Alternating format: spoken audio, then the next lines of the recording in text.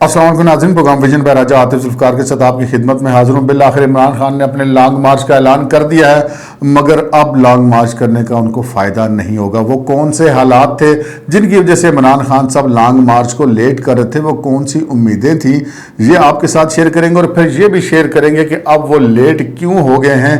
वो इसलिए लेट हो गए हैं कि वो जो फैसले होने थे वो हो गए हैं और ख़ान साहब के पास और कोई चॉइस नहीं रही। बहुत दिलचस्प और बहुत अहम, बहुत एक्सक्लूसिव तफसीलात आपके साथ शेयर करेंगे।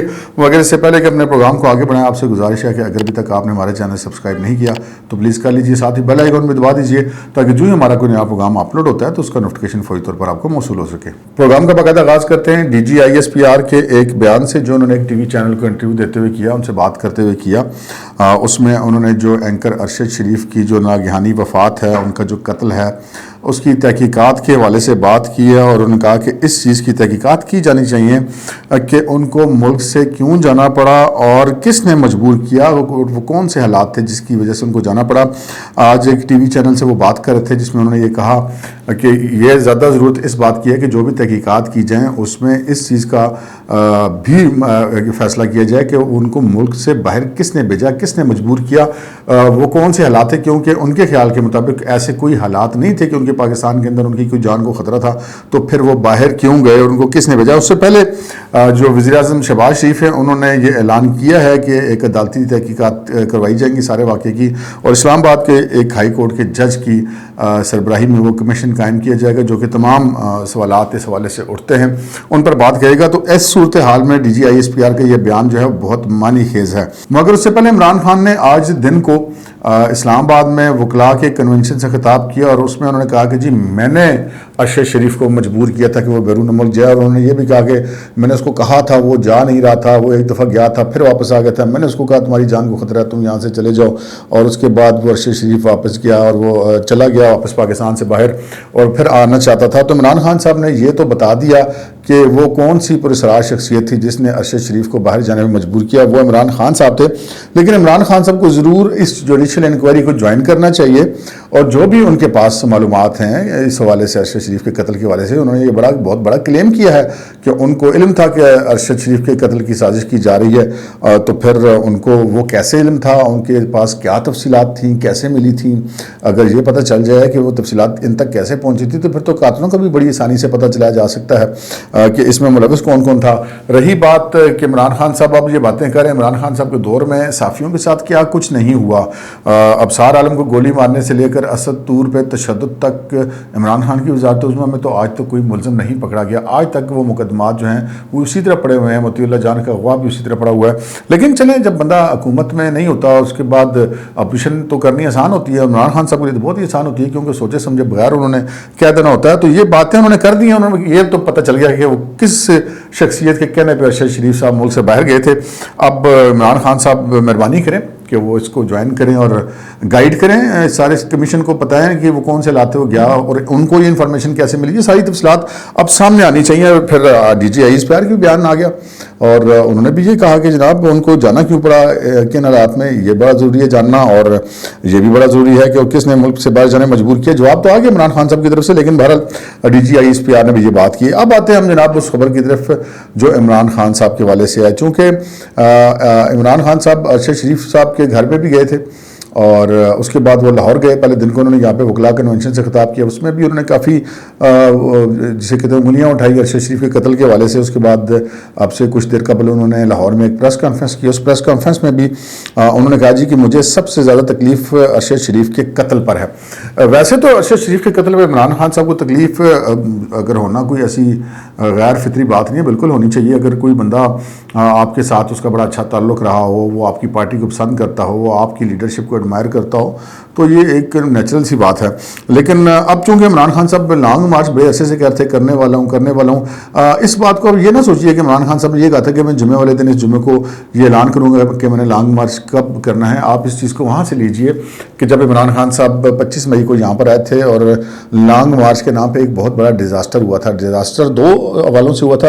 ایک ڈیزاسٹر تو یہ ہوا تھا کہ عمران خان صاحب کی حامی نے اسلام آباد میں جو آگ وغیرہ لگائی تھی, جو ڈی چوک میں جو کچھ ہوا وہ بھی ایک ڈیزاسٹر تھا, لیکن اس سے زیادہ بڑا ڈیزاسٹر وہ عمران خان صاحب کی سیاست کے لیے تھا, کیونکہ وہ ایک لانگ مارچ ایسا کر بیٹھے تھے جس کو اب خود پاکستان تحریک انصاف کے جو چاہنے والے یا ویل وشر ہیں وہ بھی کہتے ہیں کہ ایک ناکام ترین وہ لانگ مارچ تھا. عمران خان صاحب کو وہ لانگ مارچ وہ دھرنے کا جو پروگرام تھا وہ منسوخ کر کے جانا پڑا اور کہا کہ 6 دن کا ٹائم دے کے جا رہا ہوں, 6 دن کے اندر اندر الیکشن اناؤنس کریں اور ورنہ میں لانگ مارچ کون. تو پھر وہ 6 مہینے اب تقریباً ہونے والے ہیں, وہ کوئی انہوں نے لانگ مارچ نہیں کیا. اب بالآخر انہوں نے وہ کہتے ہیں کفر ٹوٹا خدا خدا کر کے عمران خان صاحب نے وہ مداری ہوتا ہے نا, وہ پٹاری میں دکھا رہا ہوتا ہے وہ مجمع لگا کے کہ ابھی میں نے سانپ نکالا ہے پٹاری میں سے, ہونے میں سب کا ڈنگ ہے اور سب دیکھ کے جانا.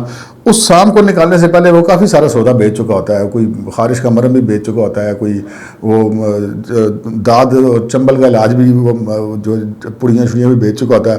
اور وہ سانپ جو ہے وہ کبھی کبھار تو نکلتا بھی نہیں تھا, ایٹ دی اینڈ پتہ چلتا تھا کہ سانپ ہے ہی نہیں, بال نکال بھی لیتا تھا تو وہ کافی دیر کے بعد نکالا. تو خان صاحب نے بھی سانپ نکال لیا کافی دیر کے بعد, اور اب یہ دیکھتے ہیں کہ سانپ کیا کہتا ہے. لیکن عمران خان صاحب جناب لیٹ ہو گئے, جو فیصلے ہونے تھے ہو گئے ہیں.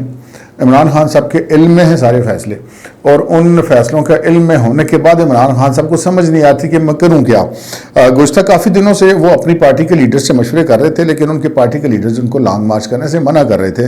اور جب عمران خان صاحب نے بہت مجبور کیا کہ نہیں میں نے کرنا ہی کرنا ہے, تو پھر انہوں نے کہا جی ٹھیک ہے بندے ہم لے آئیں گے, پھر خرچہ ورچہ دیں. تو خان صاحب نے کہا تھا خرچہ تو میرے پاس نہیں ہے, خرچہ بھی خود کرو. تو بہرحال اب عمران خان صاحب نے ان سے ہوگی کوئی معاملات, جو فائنینشیل بیک ہوتی ہے اس طرح کے لانگ مارچ کی, وہ بڑی اہم ہوتی ہے. تو آج انہوں نے پریس کانفرنس کی, اس پہ انہوں نے بہت ساری باتیں کی. انہوں نے کہا جی لانگ مارچ میں جو ہے وہ ملک کے مستقبل کا معاملہ ہے, اور یہ آزادی کی جنگ ہے جو بیرونی سازش کے تحت مسلط کیے گئے چوروں سے آزادی کی جنگ ہے, اور ان کو بٹھانے والوں کے خلاف جنگ ہے. اس سے پہلے آج دن کو بھی انہوں نے وہ اسلام آباد کے ایک افسر جس کی تعیناتی کے حوالے سے انہوں نے پہلے بھی بڑا اعتراض کیا تھا, آج دن کو بھی اس کے بارے میں جو تقریب تھی وکلاء کی اس میں بھی انہوں نے ایک بار پھر بڑی قابل اعتراض باتیں کی ہیں. اور اب وہ کہتے ہیں کہ پتہ نہیں ان کو کیا شوق ہے کہ وہ جس کو گرفتار کرتے ہیں اس کو ننگا کر دیتے ہیں, برہنہ کر دیتے ہیں. وہ اعظم سواتی کو بھی کیا, جمیل فاروقی کو بھی کیا, شہباز گل کو بھی کیا. ان کو پتہ نہیں برہنہ کرنے کا کیا شوق ہے, پتہ نہیں ان کو برہنہ کرنے کا شوق ہے یا نہیں ہے. اور ہمیں تو اتنا پتہ ہے کہ جن اداروں نے پولیس نے یا FI نے گرفتار کیا تھا ان کے خلاف کوئی ایسی چیز ابھی تک ثابت نہیں ہو سکی, نہ برہنگی کے حوالے سے اور نہ کوئی تشدد کے حوالے سے. عمران خان صاحب کی زبان ہی ہے جس کے اوپر لوگ کہتے ہیں کہ جی خان صاحب نے کیا کہہ رہے ہیں تو پھر یقیناً کیا ہوگا, ادروائز ایسا ابھی تک کوئی ثبوت سامنے نہیں آیا. لیکن عمران خان صاحب نے جو وہاں پہ وہ بار بار حملہ آور ہو رہے ہیں اس کی بھی ایک وجہ, اس کی وجہ ہے ان کی جھنجھلاہٹ. کیونکہ جو عمران خان صاحب چاہ رہے تھے وہ بار بار ٹائم دے رہے تھے, ان کا خیال تھا کہ وہ کہتے ہیں نا لوگوں میں ناراض ہاں میں راضی کر لو, تو وہ راضی کسی نے ان کو نہیں کیا. اور پھر وہ پتہ ہے ان کو یہ چلا کہ جناب معاملات خراب ہو گئے. پھر جب انہوں نے لانگ مارچ کا, پہلے آپ کو یاد ہوگا کہ بڑا کہتے تھے بڑا خونی لانگ مارچ ہوگا جناب, پٹیاں کھڑک جائیں گی, پھٹے اکھڑ جائیں گے, سارا کچھ اس قسم کے ڈائلاگ بڑکوں والا لانگ مارچ ہوتا تھا جو پچھلے لانگ مارچ سے پہلے بھی انہوں نے کی. لیکن اب ان کو صاف اور واضح طور پہ بتا دیا گیا تھا کہ جناب یہ اب آپ کو ہم جو ہے وہ ملک کو ڈی سٹیبل کرنے کی اجازت نہیں دیں گے. آپ کوئی بھی کام گڑبڑ کریں گے تو پھر اگر حکومت نے آئین کے تحت حاصل کردہ اختیارات پہ فوج کو طلب کیا تو پھر فوج آئے گی, تو پھر بھائی جی گلہ نہ کرنا. تو یہ معاملات تھے جس کے بعد خان صاحب ایک دم تھوڑے سے ٹھنڈے ہوئے اور ان کا کہا کہ نہیں جی وہ خواتین آئیں گی, بچے آئیں گے, انجوائمنٹ کا فل پروگرام ہوگا. بیسیکلی ان کی بات کرنے کا مقصد بظاہر یہ تھا کہ جی بڑا پرامن ہوگا. آج پھر انہوں نے پرامن ہونے پہ بڑا زور رکھا, اور اگر وہ پرامن لانگ مارچ کرتے ہیں تو اس کو ویلکم کیا جانا چاہیے. ایک لانگ مارچ کر اگر وہ کسی کرتے ہیں, اپنا کوئی سیاسی موقف قوم کے سامنے رکھنا چاہتے ہیں, کوئی سیاسی مقصد حاصل کرنا چاہتے ہیں تو ان کو اس چیز کا پورا حق ہے. اگر کسی بات سے اختلاف ہے تو وہ اس کو وائلنٹ ہونے پہ ہے, قانون کو ہاتھ میں لینے پر ہے, اور ملک کو ڈی سٹیبل کرنے پر ہے, معاشی طور پر اور سیاسی طور پر. وہ ان کو اجازت اب نہیں ملنے والی. وہ ماں مر گئی جی وہ دودھ نال روٹی دیندی ہوندی سی, اب وہ پہلے والی بات نہیں ہے. خان صاحب اب فیصلے ہو چکے ہیں, اور خان صاحب کو بتا دیا گیا ہے کہ جناب نہ تو ہم آپ کو اسلام آباد کی ناکہ بندی کرنے دیں گے اور نہ ہی کوئی خونی قسم کا لانگ مارچ کرنے دیں گے. لیکن اگر ایسا کرنے کی کوشش کی گئی اور کوئی ایسی گڑبڑ ہو گئی تو پھر خان صاحب کا جو لاڈلے والا معاملہ تھا وہ تو اب ختم ہو گیا, اور اب ان کا کوئی لحاظ بھی نہیں کیا جائے گا. معاملات اب خاصے لیٹ ہو گئے. خان صاحب نے لانگ مارچ کا اعلان کافی لیٹ کیا. چلتے چلتے ایک چھوٹی سی ایک مثال آپ کو دیتا چلوں. وہی ماحول ہے جی 2014 والا. ایک بار پھر پاکستان ابھی سعودی عرب سے بھی اپنے معاشی معاملات, کل رات ہی وزیر اعظم وہاں گئے تھے, کافی ساری اچھی خبریں وہاں سے آئیں گی، کچھ صورتحال بہتر ہونی شروع ہوئی ہے معیشت کی، سی پیک ریوائیو ہو رہا ہے اور یکم کے بعد فوراً بعد پرائم منسٹر ایک بار پھر سی پیک کو ریوائیو کرنے کے لیے سرمایہ کاری کے لیے وہاں پر جا رہے ہیں، وہاں سے بھی بہت اچھی خبریں آنے کی امیدیں ہیں، لیکن ماحول وہی ہے۔ اس وقت بھی عمران خان صاحب نے جب سی پیک شروع ہو رہا تھا تو لانگ مارچ کا اعلان کر دیا تھا، اور اب پھر خان صاحب نے لانگ مارچ کا اعلان کر دیا۔ اب تک کے لیے اتنا ہی، اجازت دیجیے، اللہ حافظ۔